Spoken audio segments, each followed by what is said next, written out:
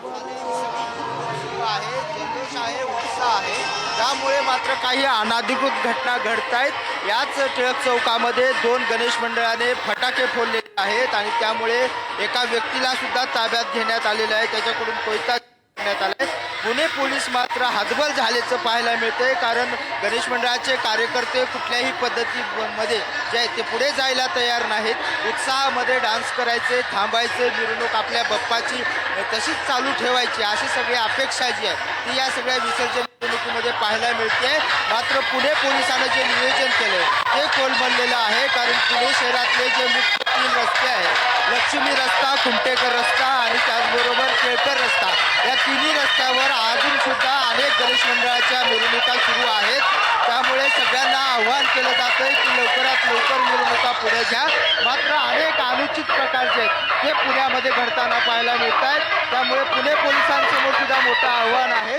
तरी सुद्धा मोठा डीजे असेल, आपल्या आकर्षक गणपती बाप्पा असेल, त्याचा जो निरोप द्यायचा उत्साह आहे तो मात्र कमी झालेला नाही. आता 28 तास झाले असा जल्लोष, डीजे आणि निनाद जो आहे तो पुण्यात पाहायला मिळतोय. मात्र पुणे पोलीस या सगळ्यांवरती लवकरात लवकर तोडगा काढण्याचा प्रयत्न करतायत. मंडळाकडून सुद्धा सहकार्य करण्याची अपेक्षा व्यक्त केली जाते.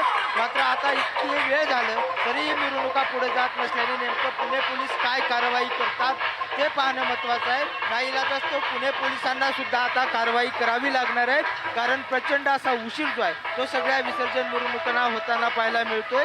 आणि त्या विसर्जन मिरवणुकीमध्ये उशीर होताना डीजेचा दणदणाट सुद्धा आपल्याला पाहायला मिळतोय. मित्रांनो, धन्यवाद बालाजी या सगळ्या तपशिलांसाठी.